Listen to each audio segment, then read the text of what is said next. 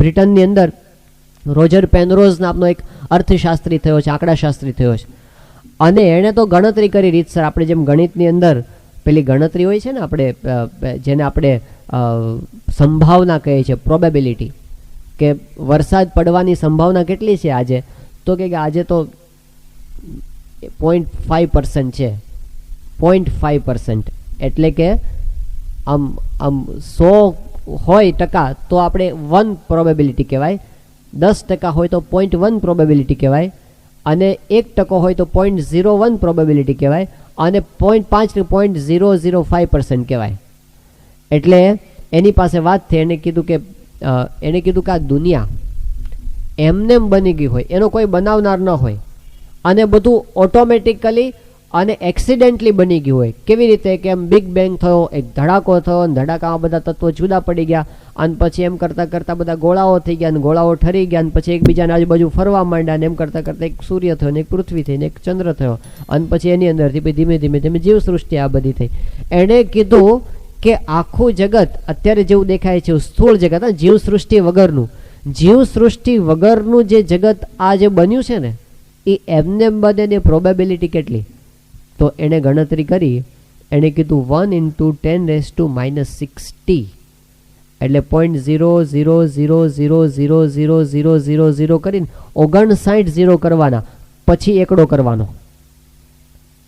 એટલા ટકા પ્રોબેબિલિટી છે, એટલા ટકા શક્યતા છે કે આ જગત એમને બન્યું હોય, એને કોઈ બનાવ. આ તો વૈજ્ઞાનિકો કે પોતાની રીતે.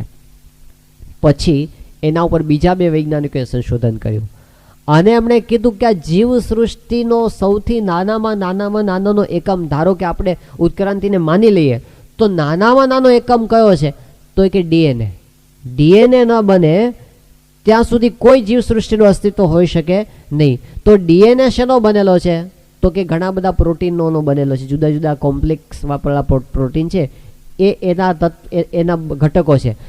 તો એણે એવું સંશોધન કર્યું ભેગા થઈને કે એમાં જેટલા પ્રોટીન છે એ ધારો કે સૃષ્ટિમાં બધા જ અસ્તિત્વ ધરાવતા હોય, બધા જ હોય, જ હાજર જ હોય, છતાં પણ જે પેટર્નમાં ગોઠવાયા છે ડીએનએની અંદર, જે પેટર્નમાં બધા પ્રોટીન ગોઠવાયા છે, એ પેટર્નમાં એક્સિડેન્ટલી ગોઠવાઈ જાય, એની પ્રોબેબિલિટી કેટલી? તો એની શક્યતા એ લોકોએ ગણી 1 × 10⁻40,000, -40,000, એટલે કે 0.0000 કરીને 39,999 મીંડા કરીને પછી એકડો કરવાનો. આટલી શક્યતા છે કે જગત એમ. આ બધા વૈજ્ઞાનિકો વાત કરે છે, સંશોધન કર્યા પછી, અને કહે છે કે જગત એક્સિડેન્ટલી બને છે એમ માનવું ને, એ હકીકતમાં અંધશ્રદ્ધા છે. એનો કોઈક બનાવનાર છે એમ માનવું, એમાં કંઈક લોજિક છે, એમાં કંઈક બુદ્ધિ છે. પહેલામાં ઇલોજિક છે વસ્તુ કે તમે એમને સ્વીકારી લો. પણ છતાંય એક દુનિયામાં મોટો ભાગ એવો છે કે આજે નાસ્તિક છે. બુદ્ધિથી ભગવાનના સ્વરૂપનો નિશ્ચય થઈ શકતો નથી. રામાનુજ સંપ્રદાયની અંદર એક બહુ મોટા વિદ્વાન થયા, વેદાંત દેશિક નામના. વેદાંત દેશિક એ પ્રખર વિદ્વાન હતા, અને રામાનુજાચાર્યનો જે સિદ્ધાંત એની આજુબાજુ એને એવો કિલ્લો બનાવીને આપ્યો જેની કોઈ કાંકરી ખેરવી શકે નહીં, એવા બુદ્ધિશાળી હતા. એ વેદાંત દેશિક એક પુસ્તક લખ્યું છે, ગ્રંથ લખ્યો છે, એનું નામ છે ન્યાય સિદ્ધાંજન. એ ન્યાય સિદ્ધાંજનની અંદર એમણે એક ચર્ચા મૂકી છે ઈશ્વર પ્રામાણ્યની. ભગવાન છે એની સાબિતીનું એક ચેપ્ટર મૂક્યું છે, અને એમાં એણે સામેના પક્ષની અંદર નૈયાયિકને મૂક્યો છે. નૈયાયિક એટલે ન્યાય સંપ્રદાયને માનનારો વ્યક્તિ. એ પોતે ચર્ચામાં એવું સામેથી એના મોઢે બધું બોલાવડાવે છે કે આ જગત બન્યું છે એનો એક ભગવાન છે. ભગવાન છે એનું કારણ શું છે? તો કીધું કે આટલું સરસ જગત જેણે બનાવ્યું હોય એ એમને એમ ન બને, એનો કોઈક બનાવનાર હોવો જોઈએ. આ સિમ્પલ લોજિક છે.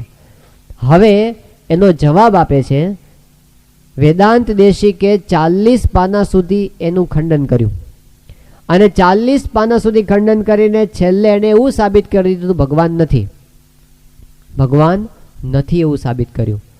અને છેલ્લે શું કન્ક્લુઝનમાં કીધું? એમણે કીધું કે ભગવાન છે એવું તો અમે પણ માનીએ છીએ, પણ મારે વિરોધ કોની સાથે છે? તું જે રીતે ભગવાનના અસ્તિત્વને માને છે ને, તું કઈ રીતે માને છે? કે તર્કથી માને છે, બુદ્ધિથી માને છે. પણ તર્કથી અને બુદ્ધિથી માને છે ને એની સાથે અમને વાંધો છે. અમે ભગવાનમાં માનીએ છીએ, શાસ્ત્ર અને ગુરુના વચને માનીએ છીએ. બાકી કોઈ પણ તર્કને તોડનારો બીજો તર્ક આવશે ને આવશે જ. તર્ક અપ્રતિષ્ઠ શ્રુતયો વિભિન્ના નૈકો મુનિર્યસ્ય વચઃ પ્રમાણમ ધર્મસ્ય તત્વમ નિહિતમ ગુહાયામ મહાજનો યેન ગતઃ સપંથા. મહાભારત.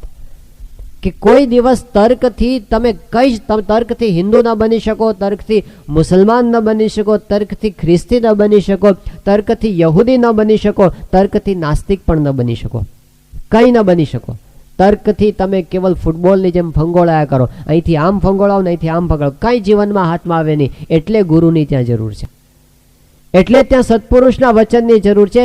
દ્રઢ વિશ્વાસ આવી જાય સત્પુરુષના વચનમાં, સમાધાન થઈ જાય. ત્યાં સુધી સમાધાન થતું નથી. વિવેકાનંદ સ્વામી પ્રખર બુદ્ધિશાળી હતા, સમાધાન ન થયું બુદ્ધિથી. સમાધાન ક્યારે થયું? રામકૃષ્ણ પરમહંસે કીધું ભગવાન છે અને હું જોઉં છું, તું મારા વચને માન. સમાધાન થઈ ગયું. પ્રમુખ સ્વામી મહારાજ રાજકોટની અંદર હતા અને સ્વામી શ્રી પધરામણી એક સભા કરીને પાછા મંદિર આવ્યા અને જેવા ગાડીમાંથી ઉતર્યા એટલે એક અજાણ્યો યુવક એ આવ્યો, આવીને સીધો પગે લાગ્યો અને એમણે અચાનક સ્વામીને કીધું કે સ્વામી મારે એક તમને પ્રશ્ન પૂછવો છે. એટલે સ્વામીએ યુવાનને કીધું કે પૂછ, બોલ શું પૂછવું છે. એમણે કીધું કે તમે ભગવાનને જોયા છે? પેલા યુવાને પ્રમુખ સ્વામીને પ્રશ્ન પૂછ્યો કે તમે ભગવાનને જોયા છે? સ્વામી કે હા, અમે ભગવાનને જોયા છે.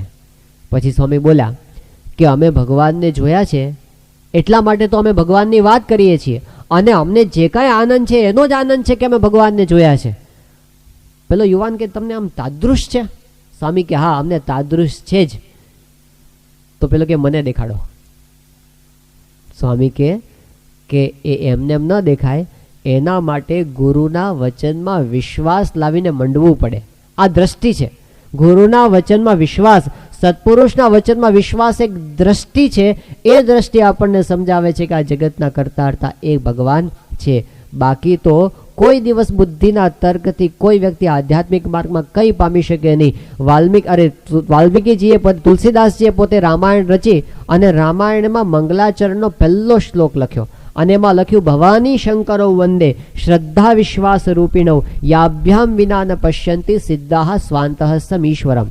તુલસીદાસજી પોતે કહે છે કે હું ભવાનીને અને શંકરને પ્રણામ કરું છું. ગ્રંથ લખે છે રામાયણ, રામચંદ્ર ભગવાનનો. પ્રણામ કોને કરે છે મંગલાચરણમાં? ભવાની અને શંકરને. અને શા માટે પ્રણામ કરે છે? તો પોતે એમ કહે છે કે ભવાની અને શંકર એ બંને શ્રદ્ધા અને વિશ્વાસનું સ્વરૂપ છે. ભવાની શ્રદ્ધાનું સ્વરૂપ છે, શંકર વિશ્વાસનું સ્વરૂપ છે. આટલી વાત કરીને કહે છે કે યાભ્યામ વિના ન પશ્યંતિ સિદ્ધાહ સ્વાંતઃ સમીશ્વરમ, કે આ શ્રદ્ધા અને આ વિશ્વાસ વિના સિદ્ધો પણ પોતાના હૃદયમાં રહેલા ભગવાનને જોઈ શકતા નથી. સિદ્ધ થઈ ગયા તો શું થયું? ભગવાનને જોવા છે, શ્રદ્ધા અને વિશ્વાસ વગર કોઈ જ ક્યારેય ન જોઈ શકે, ગમે એટલી સાધના કરે તો પણ. એ બે આંખો છે, શ્રદ્ધા અને વિશ્વાસ.